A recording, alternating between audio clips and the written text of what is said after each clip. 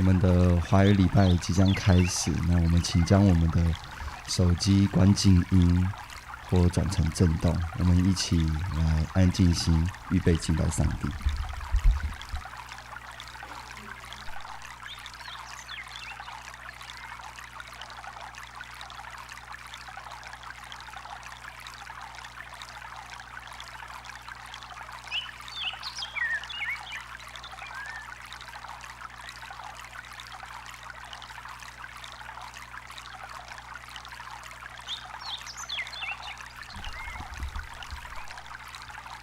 那我们就用这个静默的时间，我们可以闭上眼睛，然后享受一下在神的创造的大自然的爱中，让我们能够放下我们一切的重担，思想神为我们所做的一切，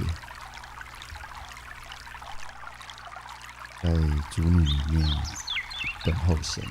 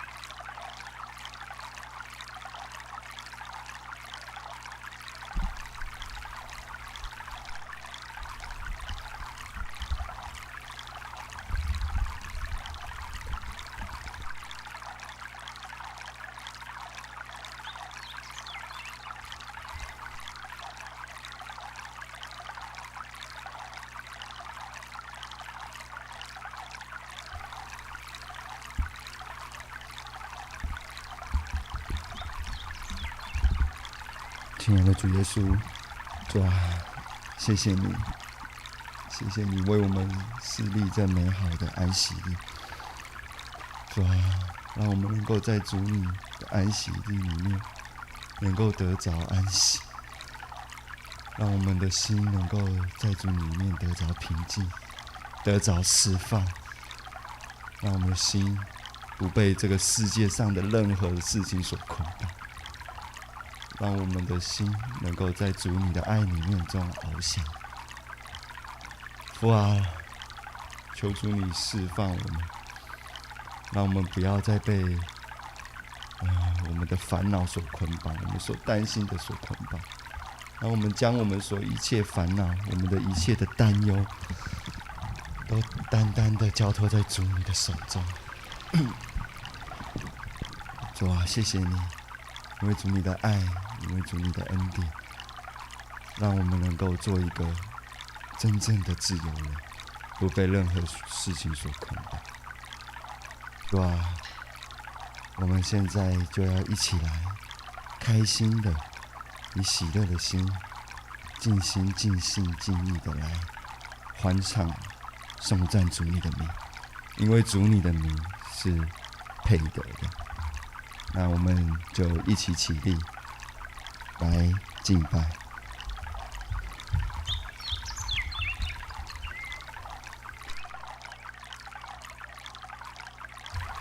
宣召，主啊，我要在万民中称谢你，在列邦中歌颂你，因为你的慈爱高及诸天，你的诚实达到穹苍。神啊，愿你崇高过于诸天，愿你的荣耀高过全地。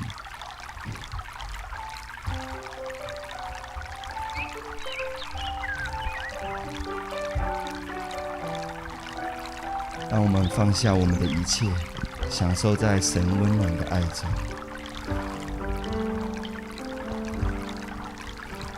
生命泉永流不停歇，泪水浸湿这一路艰险。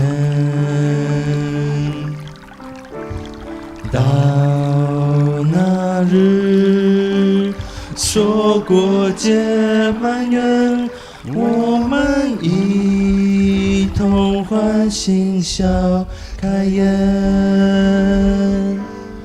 化成相遇徜徉，微风拂过浪花欢唱，为你歌唱，为你歌唱，耶稣我，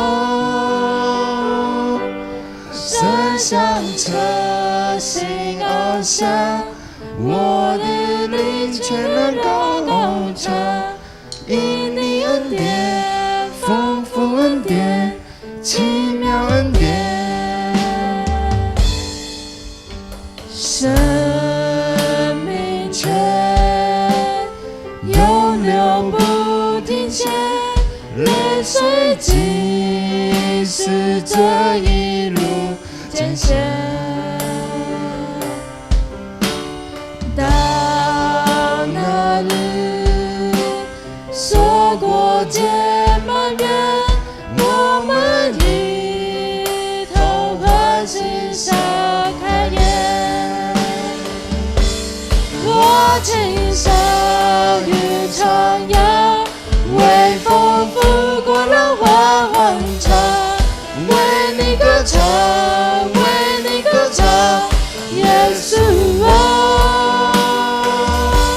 身上车行翱翔，我的灵全然高唱，因你恩典，丰富恩典，奇妙恩典。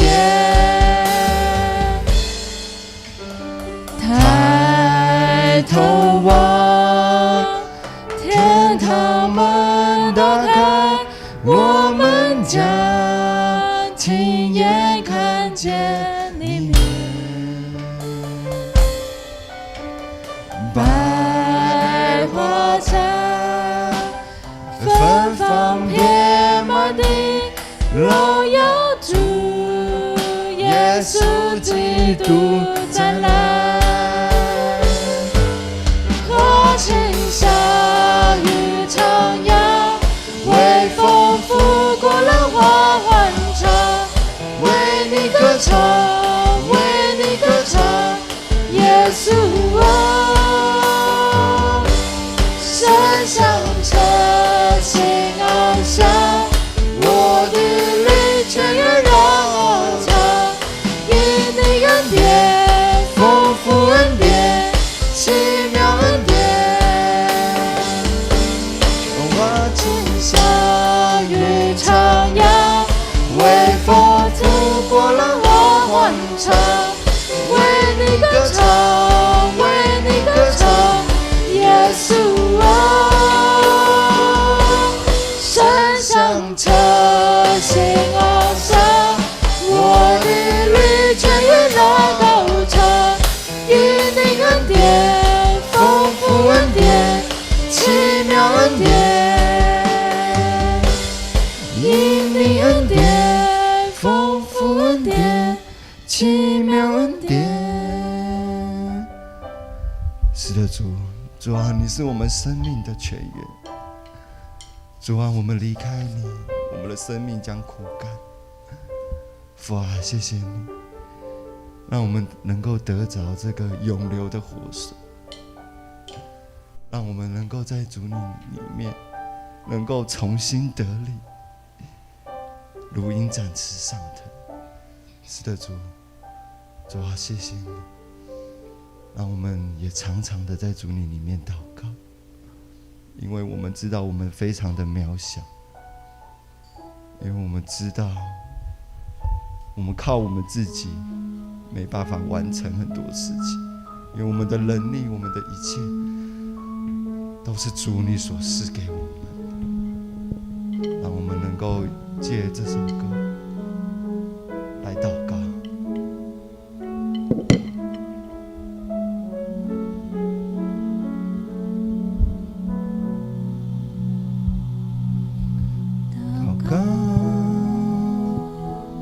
因为我渺小，祷告，因为我知道我需要。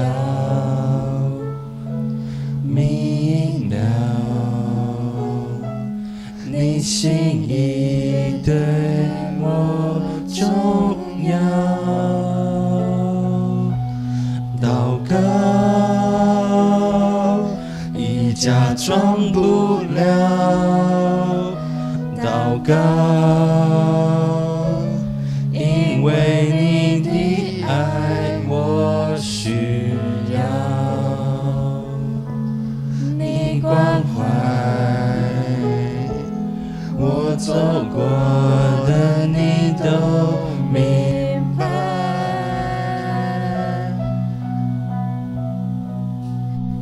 有些事我只想要对你说，因你比任何人都爱我，痛苦从眼中流下，我知道你为我擦，在早晨我也要来对你说，主耶稣，今天我为你活，所需要的力量你天天赐给我，你恩典够我用。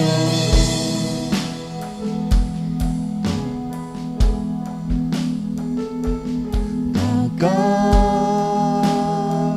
因为我渺小，祷告，因为我知道我需要你引导，你心意对我重要，祷告已假装不了，祷告，因为你的爱我需要，你关怀我走过的你都明白。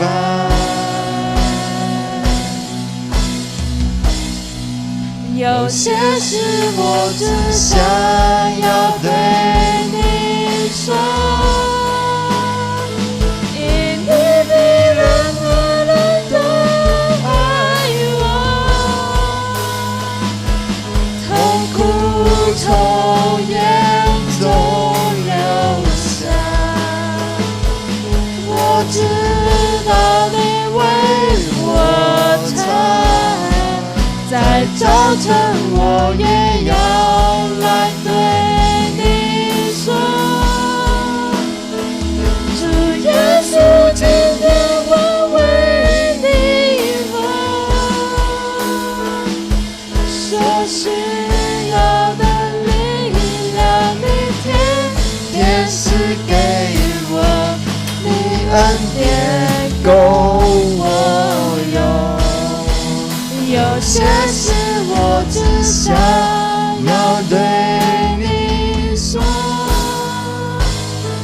因你比任何人都爱我，痛苦从眼中流下，我知道你为我擦，在早晨我也要来对你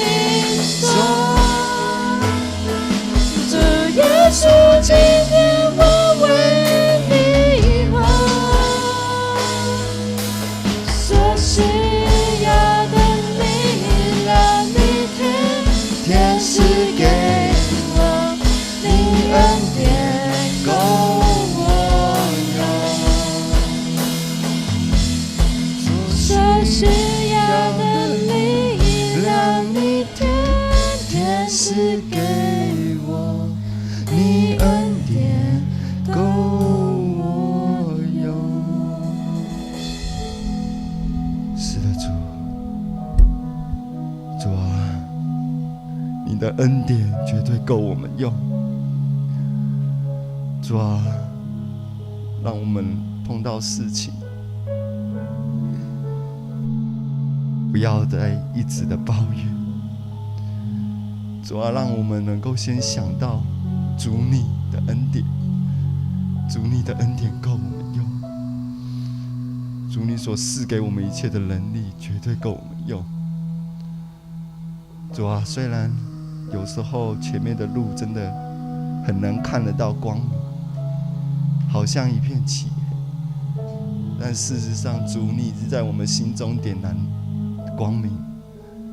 主啊，让我们能够在碰到困难，在碰到挑战，让我们能够选择先来依靠主，先来到主你面前祷告。主啊，谢谢你，我们满心感谢。小孩祷告，奉主耶稣基督的名求，阿们。请坐。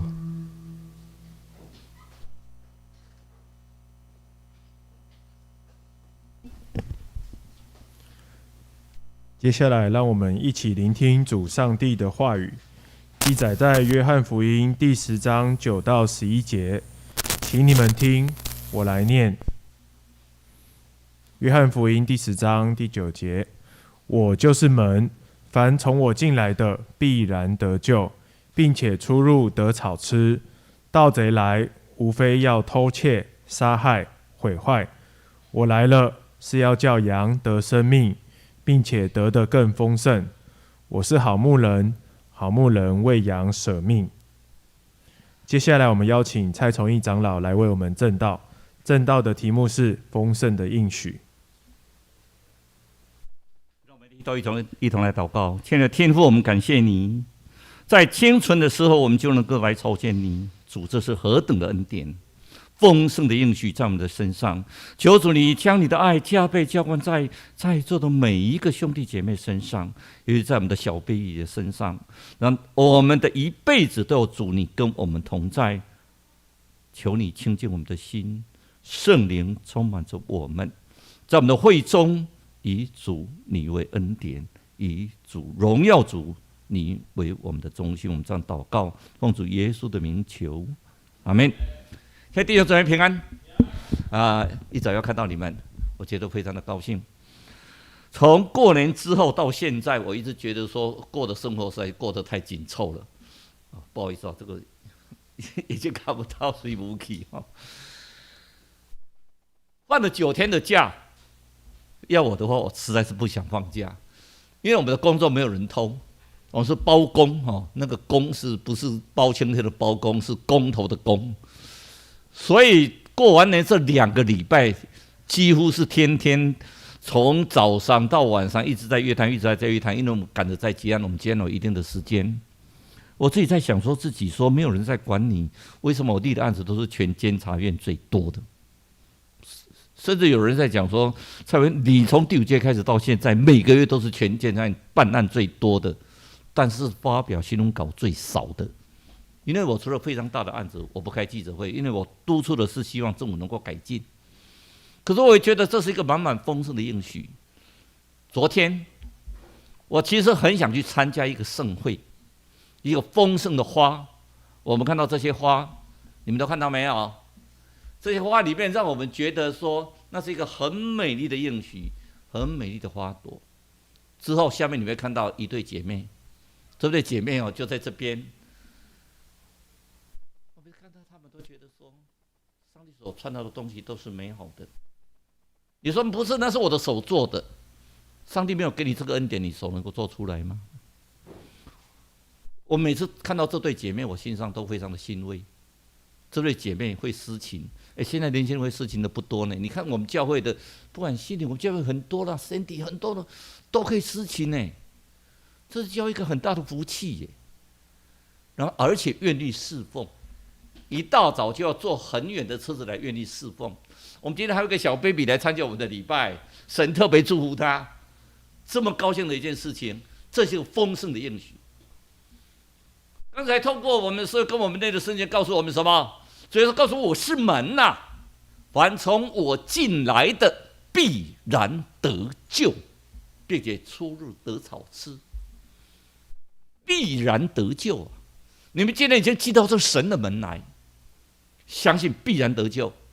也许你抱着 baby 跟我讲说 ，baby 长大说，爸爸，我那根本不知道那一天你有抱我来，因为听说3岁以下是没有记忆的。但是神的恩典是跟他在，他是一个同在的恩典呢。然后一辈子他会享受到神给他祝福，因为他会必然得救。我们信靠耶稣，因为我们靠着主耶稣的宝血，我们得到很大的救赎。什么是生命的意义？哲学家很喜欢讲生命的意义，讲了很多生命的意义，告诉我们生命啊是一朵灿烂的花朵，生命是一个丰盛的运行，生命是一个什么？在你的沙漠之中，你突然看到的溪水，生命是在汪洋大海中你看到的一艘的救生艇。可是生命里面主耶稣告诉我们什么？上帝当初创造人的时候，他其实就用那个最美的生命放在我们的身上。因为在我们的每一个人的身上，他吹了一口生命的气息。我们跟动物不一样我们跟其他的那个所谓的动植物都不一样，是因为我们有上帝将他的生命气息吹在我们的身上，所以我们成了什么？有灵的活人呢？我们圣灵充满着活人，只是有时候你要不要接受他？你要不要接受圣灵在你的身上？我们有时候在想说，我应该怎么样做才让我生命过得更充实？生命的意义，只要你有跟上帝同在，你的生命就充满着上帝美丽的恩典。我们所看到的是说什么？上帝苦练你呀，上帝在操练你的时候，是让你得到恩典啊。从主耶稣在40天受到试探的时候，从所有旧约里面的先知里面都告诉我们，人活着不是单靠什么，不是单靠食物是靠到神口里所出的每一句话。这个意义当然有它的宗教信仰上的意义。所以创世纪告诉我们，神说要有什么，神说要有什么，神说要有什么，最后都会加上一句话：神看这一切都是美好的。特别对人的创造，神特别讲，神看到非常的美好，特别的美好。我们是神所创造，特别的美好所以耶稣说诗人的时候，他也讲说，经上记载指的就是申命记所记载的什么叫人子？人的儿子，神降生为人，用人的身份，用人的立场，用人的肉体，用人的生活，经过人所有的一切，这些的一切里面，让我们体会到，我们也是人，也是脆弱的。耶稣40天禁食祷告的操练，身体是非常虚弱，肚子好饿什么东西对他来讲都是甘肉美食我们以前有讲一个民族叫做爱斯基摩人，就是纽因特人。你看他们从跟印第安打仗输了以后，就一直迁徙到没有人赶他们的地方，叫做北极他们住在北极，住在那种地方他们只要能够活下来，他们都觉得高兴。不像我们除了活以外，现在吃是最少的。我们是生活的享受，音响要越来越好，什么都越来越好，排场要越来越好。但是我们都忘记，最重要我们活着是什么？靠人。主耶稣是肉体的身份，他要经过人的试验，所以魔鬼在试验他，魔鬼在引诱，不是试验，在引诱他。你肚子饿把石头变作饼你就不会饿了嘛？你还怕什么？我们有没有见到这种试验？有我觉得你们2个姐妹昨天站在那个收狗的前面的时候，你们2个不知道在想什么。不好意思有没有人来？会不会觉得不好意思？就觉得这个给你们一个操练呢。我不晓得昨天你们的成果怎么样我觉得那倒在其次，站得出来才是重要。我将我的才能让每一个人看到。上帝给我这些才能，我把它奉献出来，让你们看到我的手艺。但是做工所得的工价是应该的。每个人来跟你买的时候，那个其实那就是一份爱，一份丰盛的应许。那是美的。下次我有时间我一定会去吃，在我礼拜六实在很抱歉，我礼拜六非常的忙。忙什么？因为我是从礼拜一到礼拜五是加法，把应该神给我觉得应该讲的话，我就一直写，一直PowerPoint的时候大概要50-60张。那礼拜六是减法，就把我就开始删到剩下15张，看哪些讲啊。如果这讲的话，实在是3天3夜也讲不完。但是你这么讲不完，对每一个人来讲，神要在这半个小时之内，将他的话语要传达到每一个人的心里。我们这里一个操练，这是一个挑战，是一个操练呢。所以我们要知道啊，因为主耶稣的生命。因为上帝给我们的生命，所以我们在我们的日子有上帝的生命，有上帝的吹气在我们的身上，我们的日子什么也得以长久。我们要在乎上帝给我们的所有的一切。所以人生，我们人生如蜡烛一样，从顶一直燃烧。我们的人生要燃烧，一直到什么？一直让世界都是光明的。也许我的程度不够。但是别忘记，圣经告诉我们什么？人要像你们是世上的光啊！灯要点在什么？点在山顶上，不是那个斗底下，没有人看到的地方。你要点到有人看到的地方啊！你虽然的光是微弱的，但是如果你在黑暗，那种微弱的光是人的希望。你要让每一个人看到那个希望，看到那个盼望。我们要做众人的模范，那是一个见证。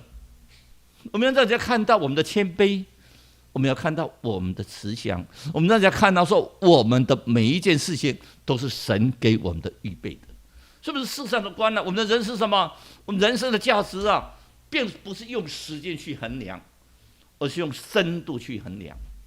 有的人，尤其在老人院里面，你会听到很多老人讲话：“哎呦，我就是等死嘛，就等时间嘛。”那每天时间都太多了嘛，那就由外劳推到那个太阳底下，在那边晒太阳啊，一天过了。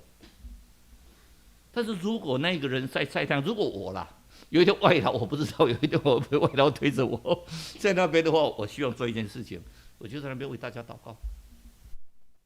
每个人上帝都有用的，上帝在每一个人身上都发现有用，而且我觉得最好玩的事情，在我最近。这几十年的观察，我们基督徒哦，反而很少被外劳推出去的。我们基督徒哦，你看70岁、80岁看起来都像年轻人一样。我们看看姚长老有没有年轻？哎，姚长老你有没有年轻？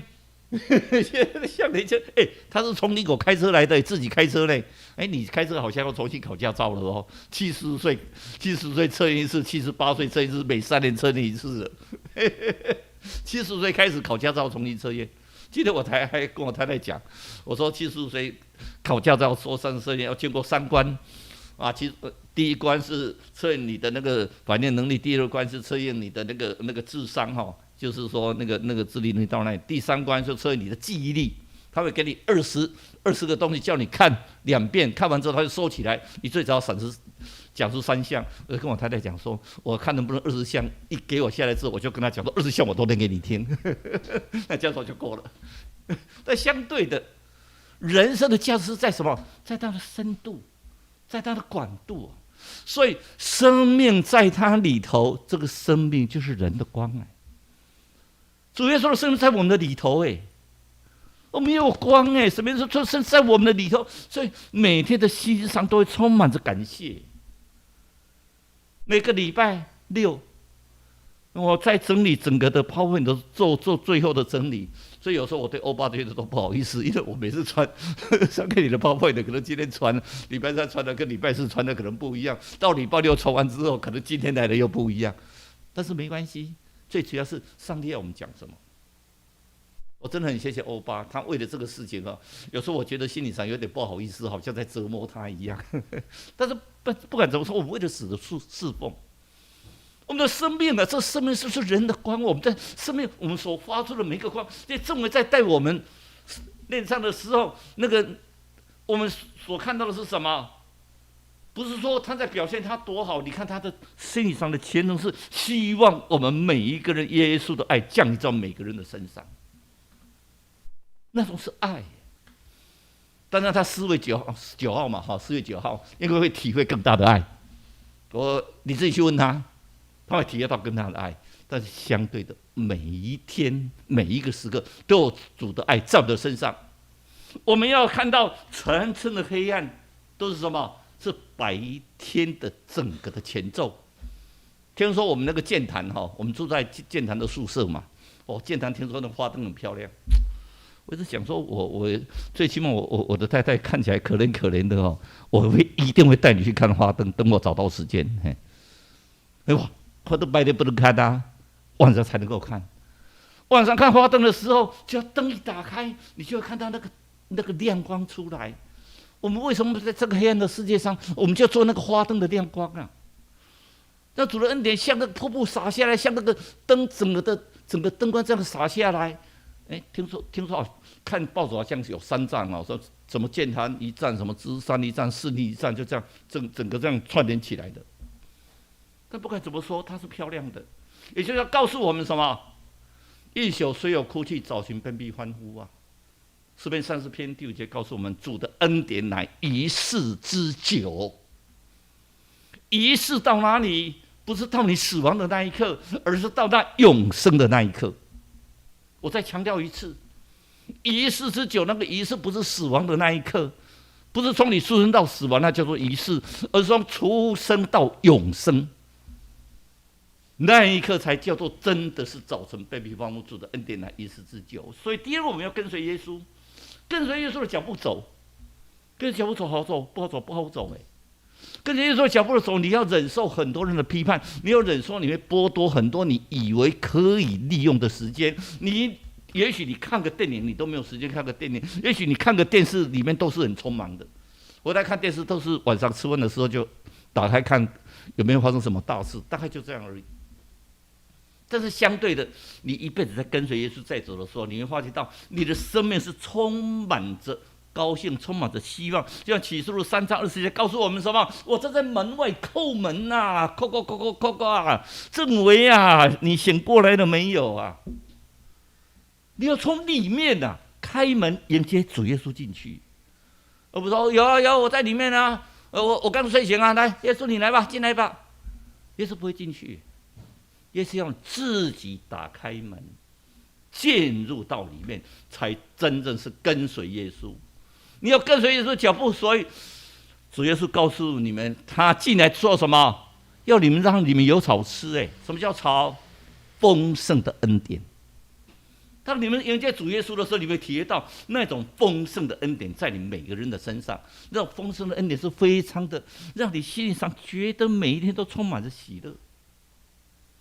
等一下，我太也会用一个图片给你看，就是我们那个世新足球队那个蔡心玲姐妹，她最近可能台湾有史以来唯一的串局，整个的坐在那个去看足球赛，整个的座椅上被吹起来。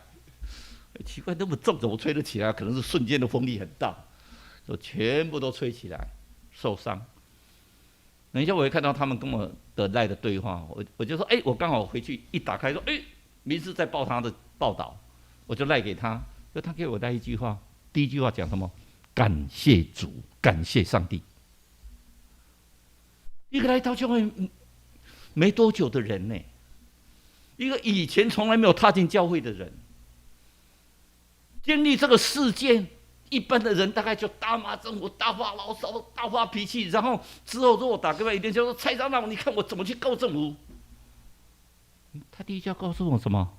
感谢上帝，我所受到的伤害还不是很严重。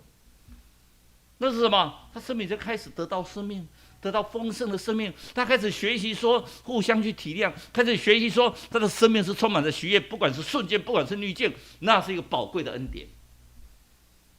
那是一个深所宝贵的恩典。今天众会所带领我们唱这2首歌都非常的美丽，神的恩典在我们的身上。你所经过的每一个花朵，都是神美丽的恩典在我们的身上。所以只要你口里承认耶稣，心里相信神叫他从死里复活的话，那么人心里相信，口里承认，就会什么？必然得救啊，就得到永生啊。所以我们要第3个礼拜，在今天台语礼拜要讲永生啊。我跟基安长老在联络的时候，我在想说，我们现在开始从我们永生、重生、得救，我们从这些我们基本的信仰，我们慢慢来。可能我们在一辈子的时候，你突然问他说：“你有没有重生？”重生哦，好像有啊。我顶老师吗？有啊，我有重生啊。你真的有重生吗？好像有，其实我也不知道，上帝才知道。你会得到永生吗？有啊，我每个礼拜都去做礼拜，怎么不会得到？我也不知道。上帝才会知道，要到末日审判的时候才会知道。所以你要承认啊，你要承认耶稣啊，你要相信耶稣啊。你有没有承认，有没有相信，就看你的行为耶，而不是像你的口耶。不是我嘴巴说我有承认，有承认耶稣，你会将耶稣这么美好的道理传给人家吗？你相信耶稣，你会相信耶稣跟人家在辩说宗教都是好的时候，你会循循善诱的用很爱、很包容的态度。不是跟他辩解，而是让他体会到说，你真的是爱神在你的身上，你就是一个新造的人。所以说，基督这个经节我们引用的第3次了，你们应该把它背下来的。我们都是在基督里的人呢，我们要成为新造的人。什么是新造的人？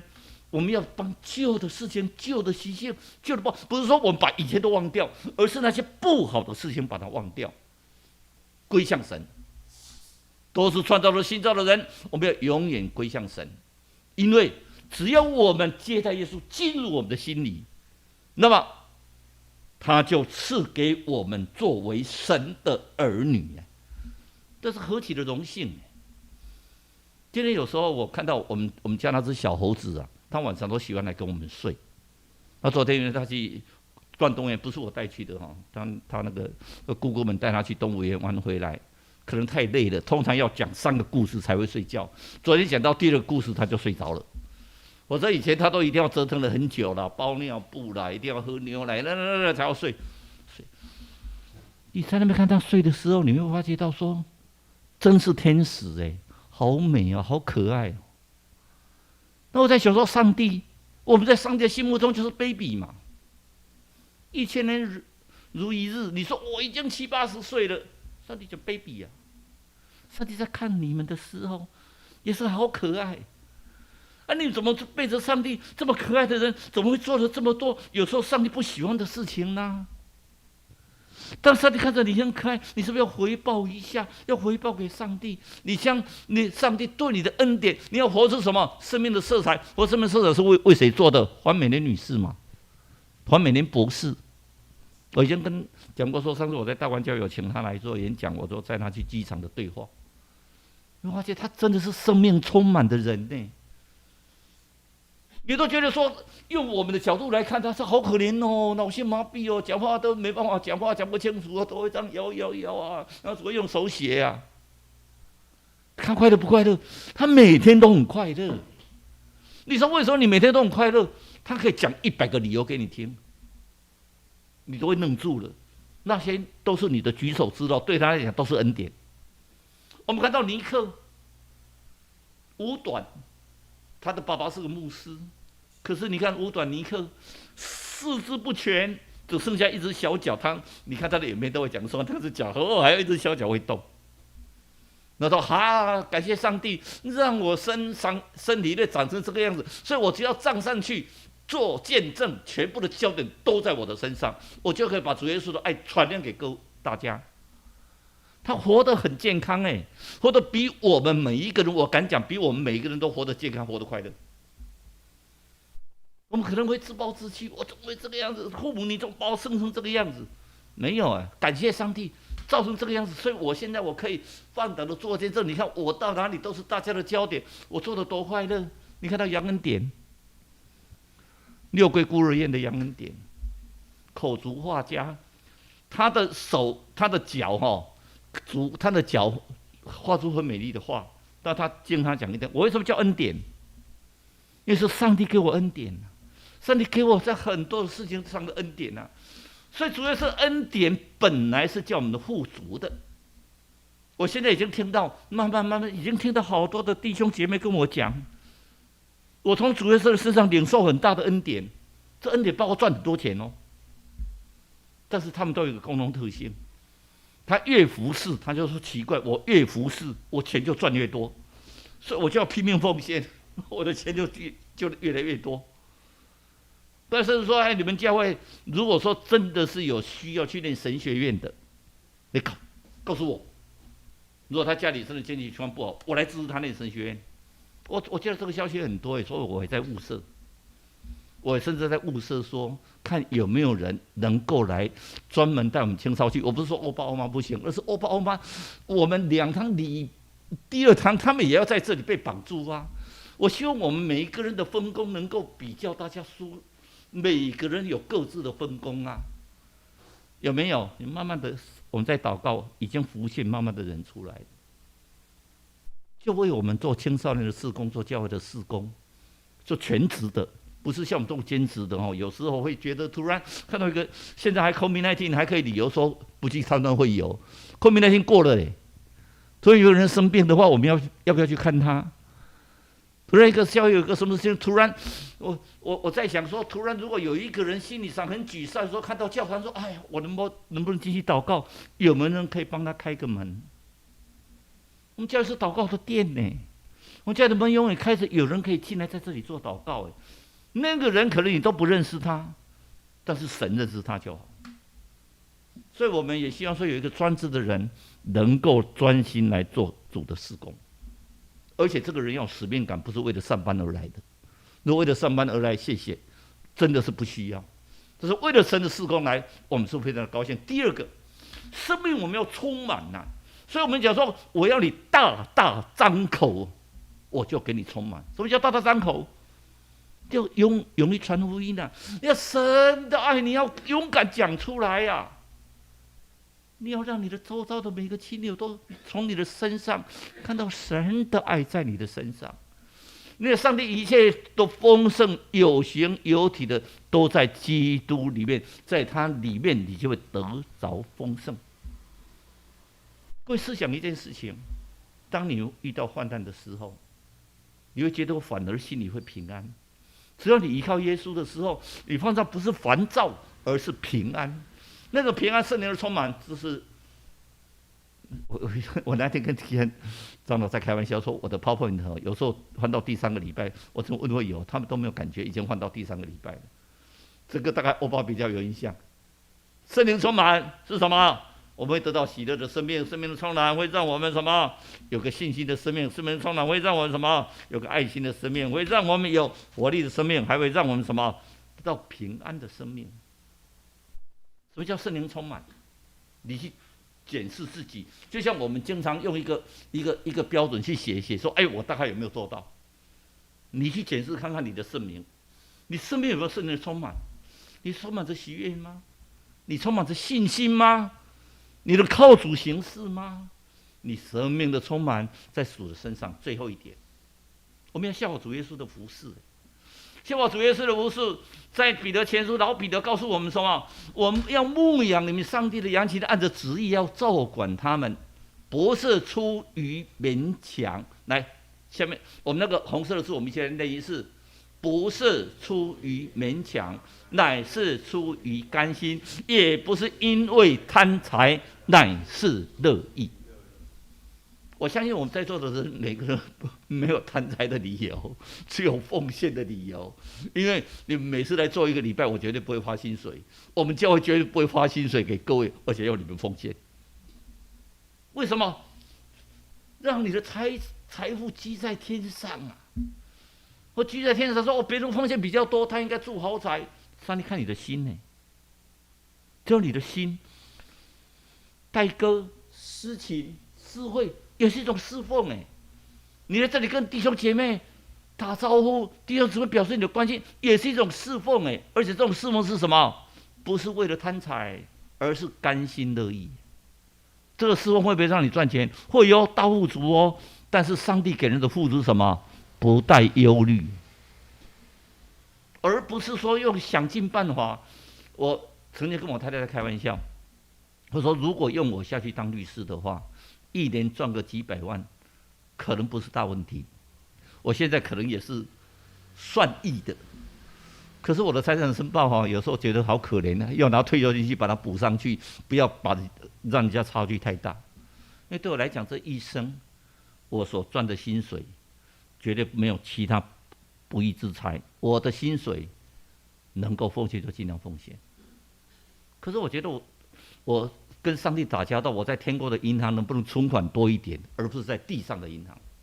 我在天上的银行多一点，所以我们就看到约翰福音21章，我们都很熟嘛。第3是约瑟的显现，他问彼得：“你爱我吗？你爱我吗？你爱我吗？饲养我的羊群，饲养我的羊，饲养我的羊仔，就是比较小的羊。所有的从下到上，你都要饲养我。然后最后一句话讲什么？你会为我而牺牲。为主而牺牲是多宽容的一件事情。为了服事上，让主在你的恩典上的服事是多宽容的。4月9号有人要结婚，是人生的大事。每一个爸爸都希望看到他的女儿，就像我看我们严昭老在那边看，就是说，什么时候，轮到我们这2个宝贝，穿着美丽的婚纱，这样走进来。哦，那玉芳跟玉文，玉文跟玉芳，我可以参加吗？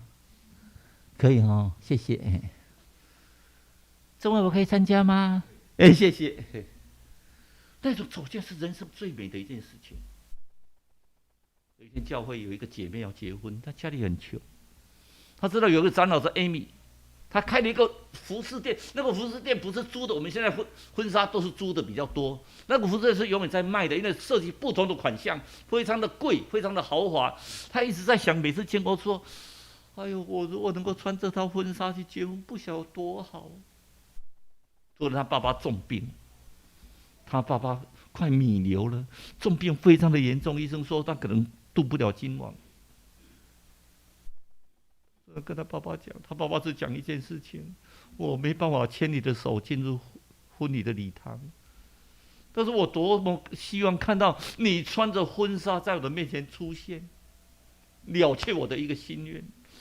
艾米听到，赶快把他找来，来我们店里，来我们店里。妹妹，你来我们店里，你挑一件你最喜欢的婚纱。他说我没有钱啊，这个我不管，先不要管这些，你赶快挑一件你最喜欢的。挑完之后，赶快穿上，啊，好美哦！你赶快去看你爸爸。妹妹就穿了这件婚纱，走到病房，他的爸爸已经在弥留的状态。他突然对他爸爸头低下去，吻了一声他的爸爸：“爸爸，我要结婚了。”他爸爸眼睛睁开，那种满脸的喜悦，眼泪掉了出来。我的女儿终于要结婚了，上帝，谢谢你。走了，他的婚纱成为他最美丽的。艾米跟他讲：“这就是上帝为你预备的婚纱，贵。”不贵，对我不重要，但是对上帝来讲，就是上帝的恩典。艾米的慷慨，就像上帝的恩典啊！上帝的恩典如瀑布一般的倾倒在我们身上，我们要举手领受。我们要举手领受神丰盛的恩典。每一个人相信并承认上帝人的身上，就可以领受神丰富的恩典。我们就在很多的事情，我们看到那子回头的故事，神告诉我们什么？只要你迷途的人回到上帝的怀抱，就可以到最大、最丰盛的享宴的。那是一个丰盛的应许啊！我们所看到什么？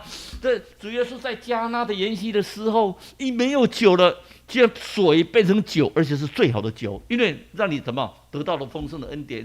主告诉我们说，在彼得在捕鱼的时候捕不到鱼的时候，神说将网向右撒网，撒网你就得到丰盛就你听神的话，神叫你做什么你就去做什么。我们所看到的每一个丰盛的恩典是什么？我们看到拉撒路2个马大、玛利亚2个姐姐说：“主啊，你来得太晚了啦，他已经死掉了啦。”他说：“没有，他是睡着拉撒路出来，他仍让人从死复活，那是恩典。各位亲爱的弟兄姊妹们，主丰盛的恩典在我每一个人的身上，你们要不要得到主丰盛的恩典？每一个人只要承认并相信，主的恩典会像瀑布一样降落在你们身上，因为主是慷慨的，上帝是慷慨。只要你承认并相信，只要你为了他的事工去做你应该做的事情。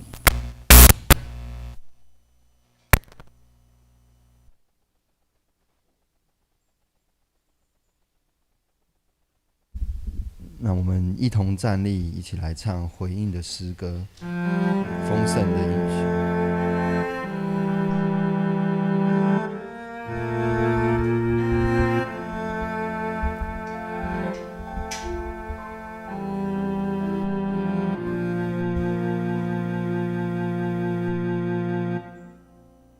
你仰脸保守你所爱的，你护庇，永远不离不弃。你将我从与你的捧起，放我在你的手心。我凭着信心领取你丰盛的应许，世界也不能夺去这美好的指引。我凭着信心领取你恩典永不止息，看见美好应许成就，荣耀全都归于你。你仰脸保守你所爱的，你护庇，永远不离不弃。你将我从与你的捧起，放我在你的手心。高唱这一起来，我凭着信心领取你丰盛的应许，世界也不能夺去神美好的指引。再来，再来，我凭着信心领取你恩典永不止息，看见美好应许成就，荣耀。现在主耶稣，我们将荣耀都归于你，因为你应许我们有丰盛的恩典。我相信，我们确信你会将你丰盛的恩典浇灌在我们每一个人的身上，每一个家庭的身上，浇灌在我们的小 baby 的身上，将你丰盛的恩典充充足足的，让我们可以大大张口来赞美你。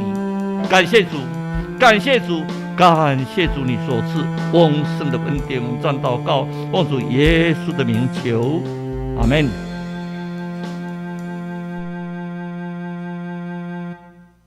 接下来，请会众们持续站立，我们一起以奉献来回应上帝的爱。请一起唱奉献的诗歌《新圣诗303首》。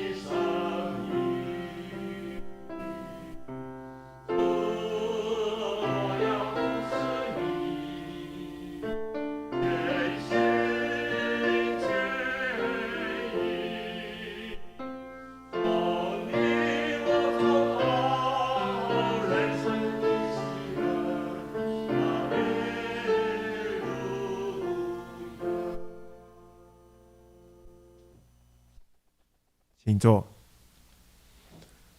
在报告之前，让我们一同来背诵本周的主日金句2次。盗贼来，无非要偷窃、杀害、毁坏。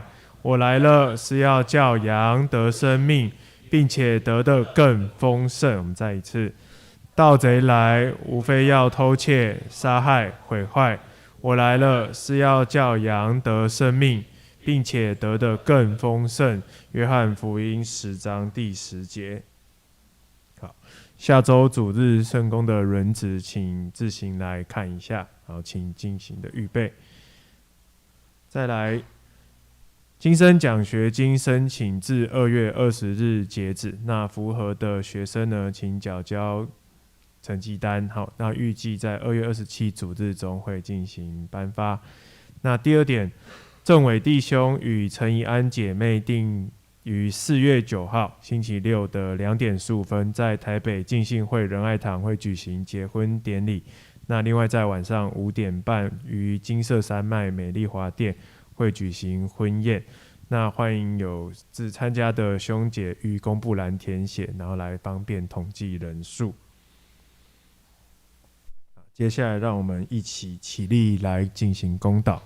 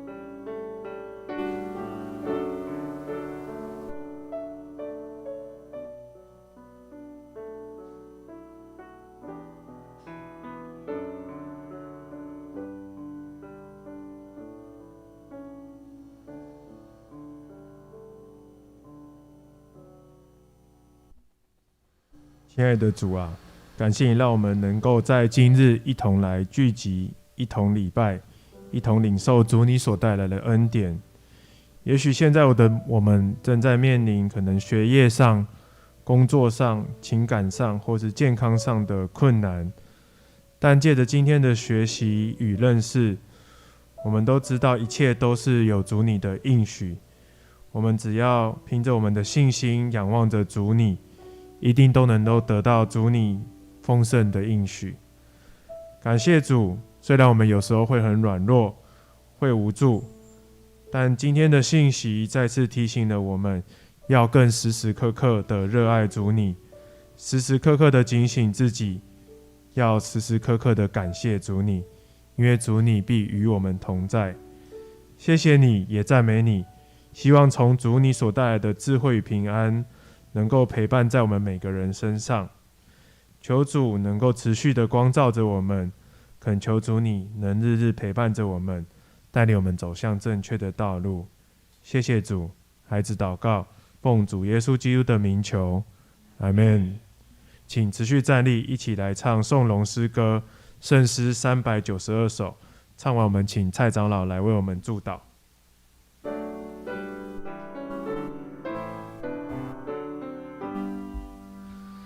赞美一生万福之源，天下臣民都当颂言，天上万军也赞之名，同心赞美父子圣灵。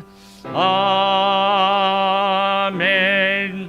愿主耶稣基督的恩典，上帝永远怀抱的慈爱，圣灵的安慰、感动、扶持，赐给你们永远爱的浇灌，给你们永远有丰盛的应许，从今时直到永远。阿们。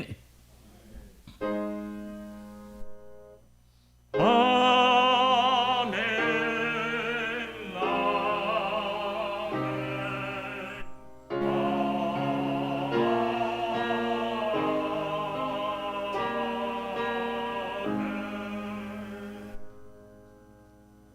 领座，然后默祷。